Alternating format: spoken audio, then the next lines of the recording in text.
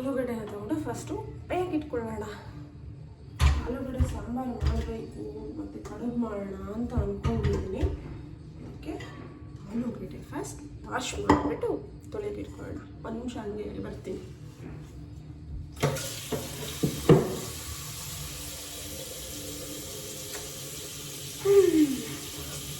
ಬೆಳಗ್ಗೆ ಎದ್ದು ವಿಡಿಯೋ ಮಾಡ್ಬೇಕಂತಂದ್ರೆ ಏನು ಕೆಲಸನೂ ಆಗಲ್ಲ. ಎಷ್ಟು ರಿಗ್ರೆಟ್ ಫೀಲ್ ಮಾಡ್ತೀನಿ ಅಂದರೆ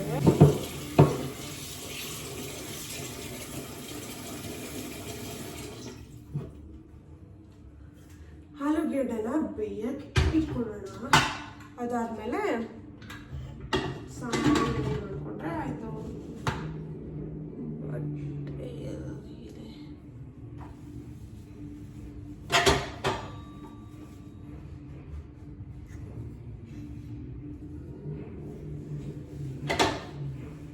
ಇಷ್ಟೇ ಕ್ಲೀನ್ ಮಾಡಿಬಿಟ್ಟು ಮತ್ತೆ ಹಾಗೇ ಆಗಿರುತ್ತೆ.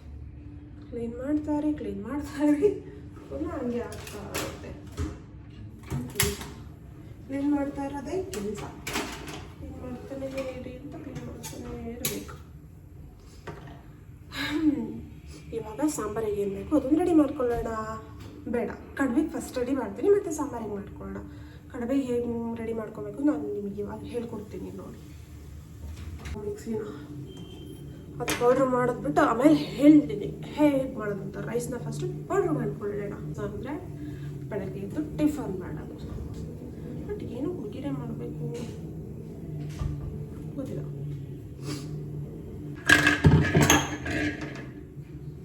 ಫಸ್ಟು ಜಾರ್ ತಗೊಳ್ಳಿ. ಊರಲ್ಲೆಲ್ಲ ಏನು ಮಾಡ್ತಾರೆ ಅಂದರೆ ರೈಸ್ನ ಒಂದೇ ಸಾರಿ ವಾಶ್ ಮಾಡಿಬಿಟ್ಟು ಹುಡುಗಿಸ್ಬಿಟ್ಟು ಇಟ್ಕೊತಾರೆ, ಮತ್ತು ತೊಗೊಂಡು ಮಿಲ್ಲಲ್ಲೇ ಪುಡಿ ಮಾಡಿಸ್ಕೊಂಡ್ಬರ್ತಾರೆ. ಬಟ್ ನಾನು ಹಂಗೆ ಮಾಡಲ್ಲ. ನನಗೆ ಅವಾಗ ಎಷ್ಟು ಬೇಕು ಅಷ್ಟನ್ನು ತೊಗೊಂಡು ಮಾಡ್ಕೊಳ್ತೀನಿ. ನೋಡಿ, 1 ಗ್ಲಾಸು ಇರೋದು ಮನೇಲಿ ಇಬ್ಬರೇ ಅಲ್ಲ, 1 ಗ್ಲಾಸೇ ಸಾಕಾಗೋಗುತ್ತೆ. ಅದೇ ಜಾಸ್ತಿ ಆಗುತ್ತೆ. ಕ್ಲೀನ್ ಮಾಡ್ಕೊಂಡ್ಬಿಟ್ಟು ಬರ್ತೀನಿ ನಾನು. ಓಕೆ, ಮಿಕ್ಸಿ ಸೌಂಡ್ ಜಾಸ್ತಿ ಬರುತ್ತೆ ಅಂದರೆ ತಲೆ ಕೆಡಿಸ್ಕೊಂಡ್ಬೇಡಿ.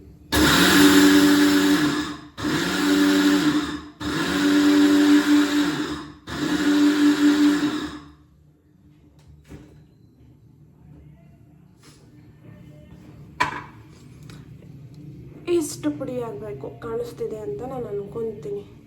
ಇಷ್ಟು ಪುಡಿ ಆದರೆ ಸಾಕು. ನೋಡಿ, ಇಷ್ಟು ರವೆ ಇರುತ್ತಲ್ವಾ ಆ ಥರ. ರವೆಗಿಂತ ಒಂದು ಸ್ವಲ್ಪ ದಪ್ಪ ಇದ್ರೂ ಪ್ರಾಬ್ಲಮ್ ಇಲ್ಲ. ರವೆಗಿಂತ ತುಂಬ ಚಿಕ್ಕ ಆಗಿಬಿಟ್ರೆ ಹಸಿಟ್ಟಾಗ್ಬಿಡುತ್ತೆ ಅದು. ಇವಾಗ ನಾನು ನಿಮಗೆ ಹೇಳ್ತೀನಿ. ಕಡುಬು 1 ಗ್ಲಾಸ್ಗೆ 1-2 ಗ್ಲಾಸಷ್ಟು ನೀರು ತಗೊಂಡಿದ್ದೀನಿ. ಅದಾದಮೇಲೆ ಪುಟ್ ಇಟ್ ಸಮ್ ಸಾಲ್ಟ್. 1 ಸ್ಪೂನಷ್ಟು ಸಾಲ್ಟ್ ಹಾಕೊಳ್ಳೋಣ ಸಾಕು. ಯಾಕೆಂದರೆ ಸಾಂಬಾರು ಮಾಡ್ತೀನಲ್ಲ, ಆ ಸಾಂಬಾರಲ್ಲೇ ಇರುತ್ತೆ. ಸಾಲ್ಟಿನ ಅವಶ್ಯಕತೆ ಏನು ಬರಲ್ಲ ಜಾಸ್ತಿ. ಬಟ್ ಆದ್ರೂ ಟೇಸ್ಟಿಗೆ ಹಾಕಬೇಕು. ಸಿಪ್ಪೆ ಅನಿಸುತ್ತೆ. ಸ್ವಲ್ಪ ಸಾಲ್ಟ್ ಆ್ಯಡ್ ಮಾಡೋಣ.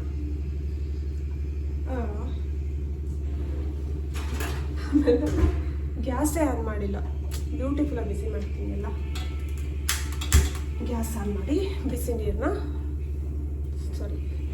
ನೀರು ಮತ್ತು ಸಾಲ್ಟನ್ನ ಹಾಕಿಬಿಟ್ಟು ನೀರು ಬಿಸಿ ಮಾಡೋಕ್ಕೆ ಇಟ್ಟಿದ್ದೀನಿ. ಈ ಜರಡಿನ ತಗೊಂಡು ಇದನ್ನ ಸ್ವಲ್ಪ ಜಲಿಸ್ಕೊಂಡ್ಬಿಡೋಣ. ಓಕೆನಾ? ಇದು ಸ್ವಲ್ಪ ಹಿಟ್ಟಿಟ್ಟು ಥರ ಆಗಿರುತ್ತೆ ಅಲ್ವಾ, ತೋರಿಸ್ತೀನಿ ನೋಡಿ. ಅಕ್ಕಿ ತೊಳೆದು ಒಣಗ ಹಾಕಿ ಬಟ್ಟೆಗೂ ಕೂಡ ಆಗಲೇ ತಗೊಂಡಿದ್ದೀನಿ.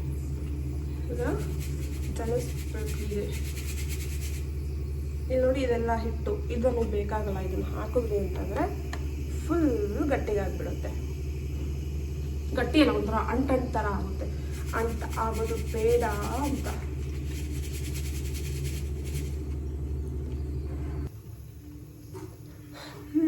ನೀರು ಬಿಸಿ ಆಗಿದೆ ನೋಡಿ, ಅದರಿಂದ ಸ್ಟೀಮ್ ಹೊರಗಡೆ ಬರ್ತಾ ಇದೆ.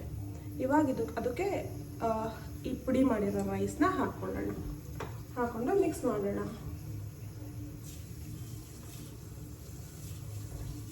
ಗಂಟೆನಾಗಲ್ಲ, ಯಾಕೆಂದರೆ ಅದನ್ನು ಹಿಟ್ಟನ್ನ ಜರಡಿ ಮಾಡಿ ತೆಗ್ದಿದ್ದೀನಲ್ವಾ, ಇಲ್ಲಾಂದರೆ ಗಂಟಾಗ್ಬಿಡುತ್ತೆ.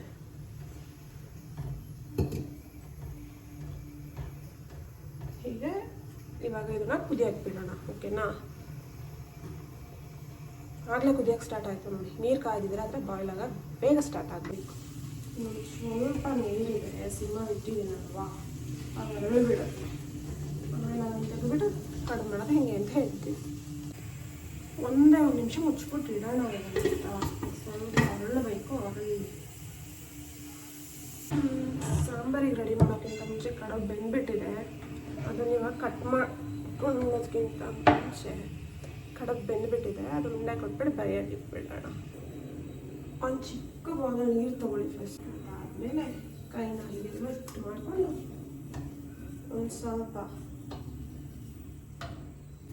ಫುಲ್ ಬಿಸಿ ಇರೋತ್ತಿಗೆ ಅದನ್ನು ಉಂಡೆ ಕಟ್ಬಿಟ್ರೆ ಶೇಪು ಚೆನ್ನಾಗಿರುತ್ತೆ. ಹೀಗೆ ಅದನ್ನು ರೌಂಡ್ ಮಾಡಬೇಕು. ಕೆಲವರು ಅದನ್ನು ಪ್ರೆಸ್ ಮಾಡಿ ಫ್ಲಾಟ್ ಮಾಡ್ತಾರೆ, ಬಟ್ ನನಗೆ ಫ್ಲಾಟ್ ಇಷ್ಟ ಆಗಲ್ಲ, ಅದಕ್ಕೆ ನನಗೆ ರೌಂಡ್ ಮಾಡ್ತೀನಿ. ಹಾಗೆ ಎಲ್ಲನೂ ಅಷ್ಟೇ ಹಾಗೆಯೇ ರೌಂಡ್ ಮಾಡ್ಕೊಂಡ್ಬಿಡೋಣ.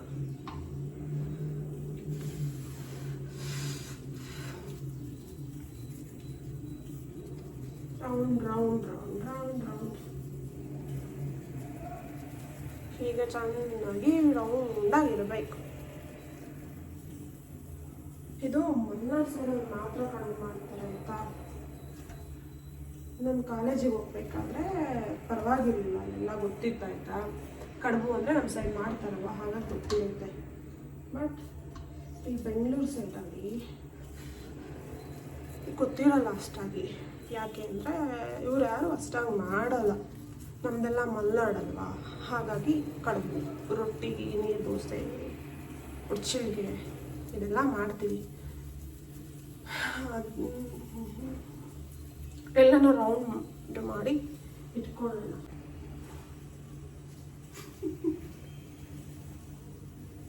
ಸ್ವಲ್ಪ ಟೈಮ್ ತಗೊಳುತ್ತೆ ಅಷ್ಟೇ, ಒಂದು 5 ಮಿನಿಟ್ಸ್. ಬಟ್ ಇವಾಗೇನು ಪ್ರಾಬ್ಲಮ್ ಆಗಲ್ಲ, ಮನೇಲಿ ಇಬ್ಬರೇ ಇರೋದ್ರಿಂದ. ಬಟ್ ಊರಾಗಿರ್ಬೇಕಿದೆ ಏನಂತ ಕಾಫಿ ಪೌಡರ್ ಬರುತ್ತೆ ಅಲ್ವಾ, ಅದಕ್ಕೆ ಸ್ವಲ್ಪ ಶುಗರ್ ಹಾಕೊಂಡು ತಿಂದರೆ ಭಯಂಕರ ಟೇಸ್ಟ್ ಇರುತ್ತೆ. ಟ್ರೈ ಮಾಡಿಬೇಕಾದ್ರೆ ನೀವು ಒಂದ್ಸರಿ ತಿಂದ್ಬಿಟ್ಟು ಆಮೇಲೆ ನನಗೆ ಚೆನ್ನಾಗಿರುತ್ತೆ ಅಥವಾ ಚೆನ್ನಾಗಿರಲ್ಲ ಅಂತ. ಕಡುಬು ರೆಡಿ ಆಗಿದೆ. ಅದನ್ನು ನಾವು ಬೇಯಕ್ಕೆ ಇಡಬೇಕು. ಹೇಳ್ತೀನಿ ಹೇಗೆ ಬೇಯಕ್ಕೆ ಇಡೋದು ಅಂತ ನಾನು ನಿಮ್ಗೆ ಹೇಳ್ಕೊಡ್ತೀನಿ. ಫಸ್ಟ್ ತೋರಿಸ್ತೀನಿ ಎಷ್ಟು ಆಗಿದೆ ಅಂತ. ಇಷ್ಟು ಕಡುಬು ಹಾಕಿದೆ, ಜಾಸ್ತಿ ಆಗುತ್ತೆ ಅಂತ ಅಂದ್ಕೊತೀನಿ. ಅಕಸ್ಮಾತ್ ಮನೆಗೆ ಯಾರಿಗಾದ್ರೂ ಬಂದರೆ ಬೇಕಾಗುತ್ತೆ ಅಲ್ಲ, ಅದಕ್ಕೋಸ್ಕರ ಇದಿಷ್ಟು ಮಾಡ್ಕೊಂಡಿದ್ದೀನಿ. ಈ ನೀರಿನ ಬೇಕಾಗಲ್ಲ, ಸಿಂಕಿಗೆ ವಾಶಿಗೆ ಹಾಕ್ಬಿಡೋಣ. ಓಕೆ, ನಮ್ಮನೆ ಕಡುಬಿನ ಪಾತ್ರೆ ಇಲ್ಲ ಈ ಮನೆಯಲ್ಲಿ, ಅದಕ್ಕೆ ಏನು ಮಾಡ್ತೀನಿ, ಇಡ್ಲಿ ಪಾತ್ರೆ ಇದೆ ಅಲ್ವಾ, ಅದರಲ್ಲೇ ಬೇಯೋಗಿರ್ತೀನಿ. ಇಡ್ಲಿ ಪಾತ್ರೆ ಇಲ್ಲ ಅಂದ್ರೆ ಪ್ರಾಬ್ಲಮ್ ಇಲ್ಲ, ಮಾಮೂಲಿ ಕುಕ್ಕರಲ್ಲೇ ಇಡ್ಬೋದು. ಕೆಳಗಡೆ ಒಂದು ಸ್ಟ್ಯಾಂಡ್ ಇಟ್ಟು ಅದ್ರ ಮೇಲೆ ಒಂದು ಪ್ಲೇಟ್ ಇಟ್ಬಿಟ್ಟು ಅದ್ರ ಮೇಲೆ ಇಡ್ಬೋದು. ನಾನು ಇದನ್ನು ಎರಡನ್ನು ತೊಗೊಳ್ತೀನಿ. ಏನಕ್ಕೆ ಅಂದರೆ ಇದರಲ್ಲಿ ನೀರು ಜಾಸ್ತಿ ಹಾಕೋಕ್ಕಾಗಲ್ಲ ಕೆಳಗಡೆ ಈ ಪಾತ್ರೆ ಒಳಗಡೆ, ಆಮೇಲೆ ಸೀದೋಗ್ಬಿಡುತ್ತೆ, ನನ್ನ ಕಡೆ ಬೇಯಲ್ಲ. ಅದಕ್ಕೆ ಇವಾಗ ನೀರು ಹಾಕ್ಬಿಟ್ಟು ಇದೆರಡನ್ನು ಇದರೊಳಗಡೆ ಇಡ್ತೀನಿ. ಹಾಂ, ಇದನ್ನ ಇವಾಗ ಸ್ಟೀಮಲ್ಲಿ ಬೇಯಿಸೋಣ. ನಮ್ಮ ಮಲೆನಾಡವರ ಕಡುಬು, ಬೆಂಗಳೂರವರ ಅನ್ನದ ಉಂಡೆ ಇದು. ಮಲೆನಾಡವ್ರಿಗೆ ಅಷ್ಟೇ ಗೊತ್ತಿರುತ್ತೆ ಇದು ಕಡುಬು ಅಂತ. ಬೇರೆಯವರಲ್ಲಿ ಬೆಂಗಳೂರವ್ರಿಗೆ ಇದು ಕಷ್ಟಪಟ್ಟು ಕಡುಬು ಅಂತ ಮಾಡಿಬಿಟ್ಟು ತೊಗೊಂಡೋಗ್ಬಿಟ್ರೆ ಅನ್ನೋದಲ್ಲಿ ಉಂಡೆ ಮಾಡಿಬಿಟ್ಟು ತೊಗೊಂಡ್ಬಂದಿದ್ಯಾ ಅಂತ ಹೇಳ್ತಾರೆ. It's heart more. ಕಷ್ಟಪಟ್ಟು ಎಫರ್ಟ್ ಹಾಕಿ ಮಾಡಿರ್ತೀವಲ್ಲ ಅನ್ನೋದು ಉಂಡೆ ಅಂತ ಅಂತಾರಲ್ಲ, ಅವಾಗ ಸ್ವಲ್ಪ ಫೀಲ್ ಆಗುತ್ತೆ. 1 2 3 4 5 6 7 8 9 10 11 12 13 14 15 15 ಕಡುಬಿದೆ. ಗ್ಯಾಸ್ನ ಆನ್ ಮಾಡಿ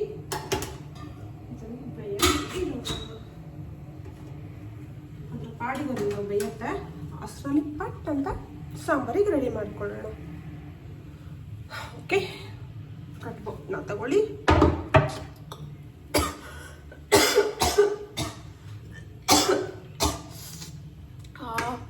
ಕಣ್ಣಲ್ಲೆಲ್ಲ ನೀರು ಬರ್ತಾ ಇದೆ.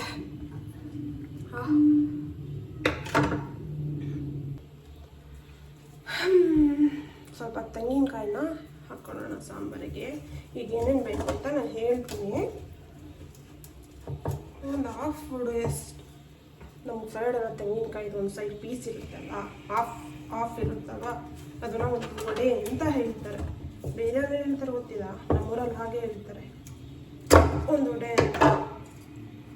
ನಾನು ಅಷ್ಟೇ.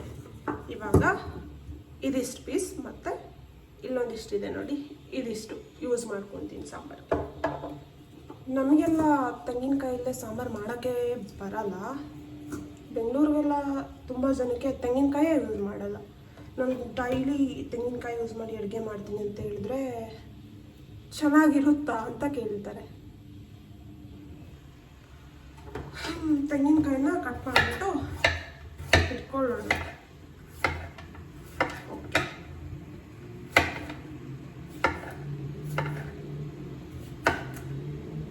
ಬೆಳಗ್ಗೆಯಿಂದ ಸಂಜೆವರೆಗೂ ಮನೇಲಿ ಟೈಮ್ ಪಾಸ್ ಮಾಡೋದು ಭಯಂಕರ ಕಷ್ಟ. ಅದು ವರ್ಕಿಂಗಲ್ಲಿದ್ದು ಮನೇಲಿ ಇರ್ತಾರಲ್ಲ ಅವ್ರಿಗೆ ಮಾತ್ರ ಗೊತ್ತಿರುತ್ತೆ ಎಷ್ಟು ಕಷ್ಟ ಮನೇಲಿರೋದು ಅಂತ. 24 hours ಫೋನ್ ನೋಡೋಕ್ಕಾಗಲ್ಲ, 24 hours ನಿದ್ದೆ ಮಾಡೋಕ್ಕಾಗಲ್ಲ. ಇನ್ನೇನು ಮಾಡ್ಬೋದು, ಯಾವುದೂ ಮಾಡೋಕ್ಕಾಗಲ್ಲ. ಅದಲ್ಲದೆ ಮನೇಲಿ ಒಬ್ಬಳೇ ಇರಬೇಕು. ಟೈಮ್ ಹೇಗೆ ಪಾಸ್ ಆಗುತ್ತೆ. ನಮ್ಮ ಬಿಲ್ಡಿಂಗಲ್ಲೂ ಜನ ಇದ್ದಾರೆ, ಒಬ್ರಿಗೊಬ್ರಿಗೆ ಪರಿಚಯನೇ ಇಲ್ಲ. ನಮ್ಮೂರ ಕಡೆ ಆಗಲ್ಲ ಆಯಿತಾ. ನಾನು ಊರಲ್ಲಿದ್ದೆ ಅಂದರೆ ನಮ್ಮ ಮನೆ ತುಂಬ ಜನ ಇರ್ತಾರೆ. ಬಟ್ ಬೆಂಗಳೂರಲ್ಲಿ ಹಂಗಲ್ಲ.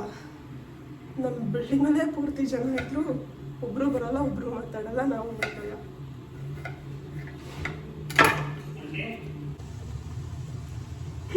ಕಾಯಿನ ಹತ್ರ ಫ್ರೈ ಮಾಡ್ಕೊಂಡಿದ್ದೀನಿ. ಇವಾಗ ಇದಕ್ಕೆ ಏನೇನು ಹಾಕಬೇಕು ಅಂತ ಹೇಳ್ತೀನಿ, ಓಕೆನಾ? ಈರುಳ್ಳಿ ಕಟ್ ಮಾಡಿ ಇಟ್ಕೊಂಡಿದ್ದೀನಿ, ಸ್ವಲ್ಪ ಹುಣಸೆಹಣ್ಣು, ಟೊಮೆಟೊ, ಬೆಳ್ಳುಳ್ಳಿ. ಇವಾಗ ಇದಿಷ್ಟು ಇದ್ರೊಳಗಡೆ ಹಾಕೋಣ, ಓಕೆನಾ? ಹುಣಸೆಹಣ್ಣು, ಟೊಮೆಟೊ, ಬೆಳ್ಳುಳ್ಳಿ, ಈರುಳ್ಳಿ ಮತ್ತು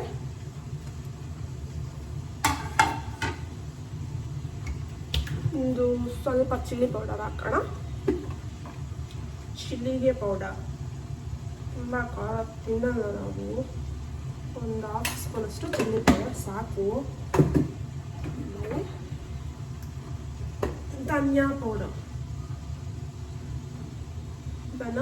ಯಾವಾಗಲೂ ಸ್ವಲ್ಪ ಚಿಲ್ಲಿ ಪೌಡರ್ನ ಸ್ವಲ್ಪ ಜಾಸ್ತಿ ಕ್ವಾಂಟಿಟಿಯಲ್ಲಿ ಹಾಕ್ಕೋಬೇಕು. ನಾನು ಇವಾಗ ಜಾರ್ ಒಳಗಡೆ ಹಾಕ್ಕೊಂಡಿದ್ದೀನಿ.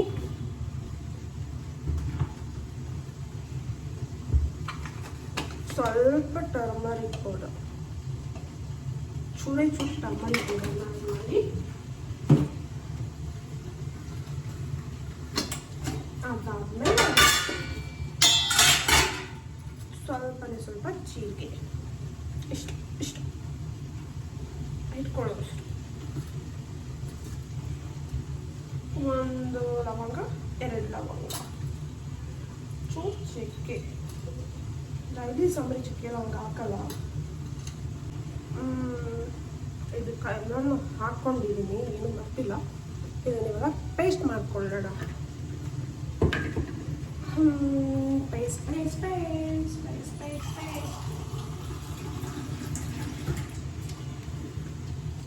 ಸ್ವಲ್ಪ ವಾಟರ್, ಇದಕ್ಕೆ ಸ್ವಲ್ಪ ವಾಟರ್, ನನಗೆ ಸ್ವಲ್ಪ ವಾಟರ್.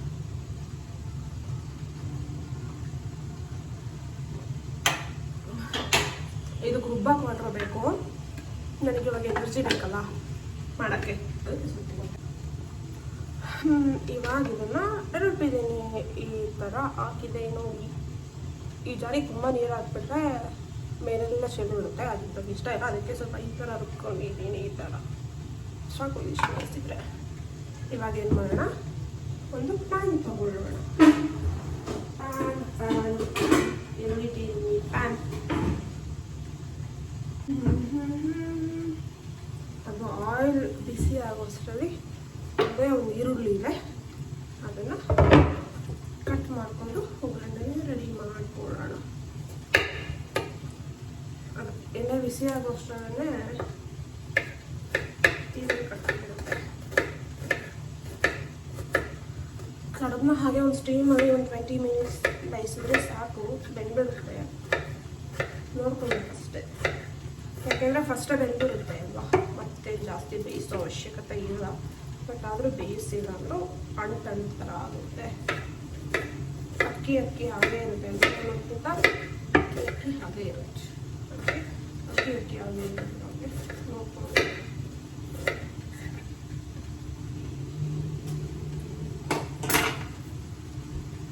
ನೋಡ್ಕೊಂಡು ಹಾಕೋಣ.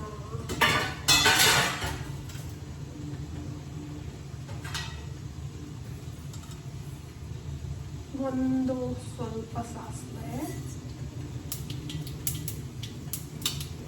ಸ್ವಲ್ಪ ಸಿಡಿತಾ ಇದೆ. ಕೇಳಿಸ್ತಿದೆ ಅಂತ ಅನ್ಕೊಳ್ತೀನಿ. ಕೇಳಿಸ್ತಿದೆ ಅಂತ ಮತ್ತೆ ಕೇಳಿ ಆಯ್ತಾ. ಸ್ವಲ್ಪ ಜೀರಿಗೆ,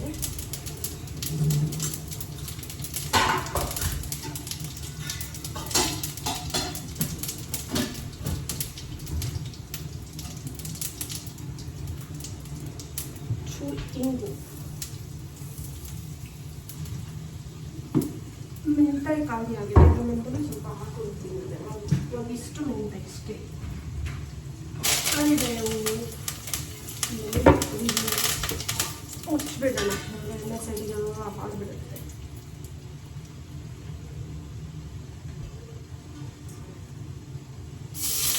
ಈರುಳ್ಳಿ ಹಾಕೊಳ್ಳೋಣ.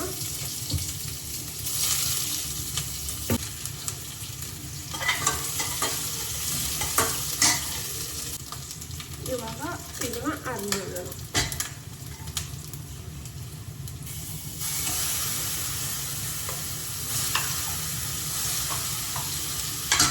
ಸ್ವಲ್ಪ ನೀರು ಹಾಕಿದ್ರೆ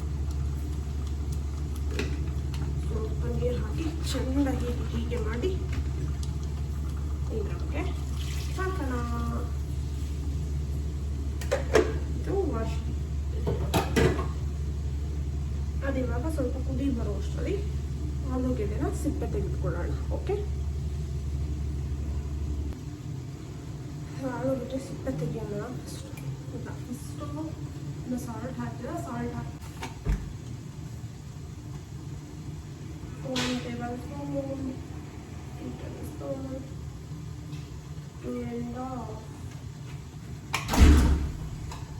ನಿಧಾನ.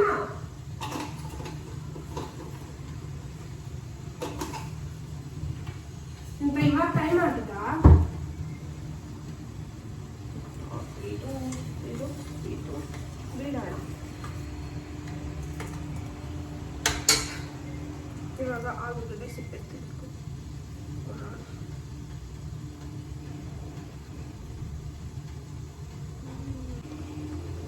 ನಿನ್ನ ಹತ್ರನೇ ಕೇಳ್ಬಿಟ್ಟು ಕಲ್ತ್ಕೊಬೇಕು. ಫೋನ್ ಹಾಕೋದು ಹೇಗೆ ಅಂತ, ಫೋನಿ ಹಾಕೋದು ಹೇಗೆ ಅಂತ ನಿನ್ನ ಹತ್ರನೇ ಕೇಳಿ ಕಲ್ತ್ಕೊಬೇಕು. ಎಷ್ಟು ಕೆಟ್ಟದಾಗ ಹಾಕಿದ್ಯಾ ನೋಡು, ಸೈಕೋ ಥರ ಕಾಣಿಸ್ಬೇಕು ಆ ಥರ.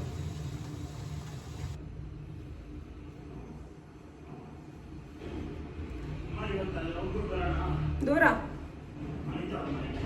ಯಾಕೆ ಸುಮ್ಮನೆ ಬಂದಿಲ್ಲ ಅಂತ ಇದ್ರು ಫೋನ್ ಮಾಡಿದ್ರು ನಿಮಗೆ. ಇವಾಗ ಆಲೂಗಡ್ಡೆನ ಪುಡಿ ಮಾಡ್ಕೊಳ್ಳೋಣ. ಬೇಗ ಬೇಗ ಪುಡಿ ಮಾಡಿಬಿಟ್ಟು ಬೇಗ ಬೇಗ ಇದ್ರೊಳಗೆ ಹಾಕೋಣ.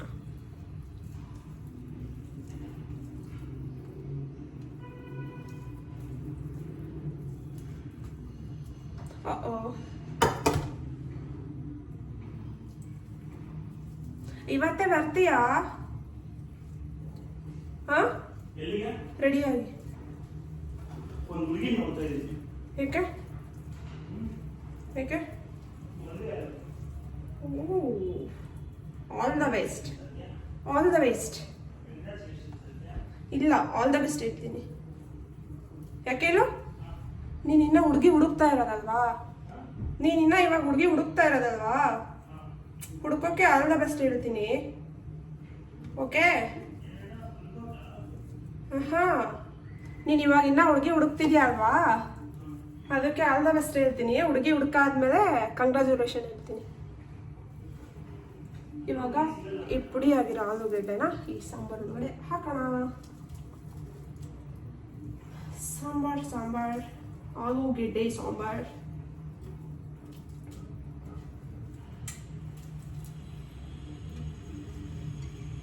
ಇಷ್ಟು ಹಾಕೋಣ. ಮತ್ತೆ ಕೈ ತೊಳ್ಕೊಂಡು ತಿರುಗಿಸ್ಬಿಡೋಣ.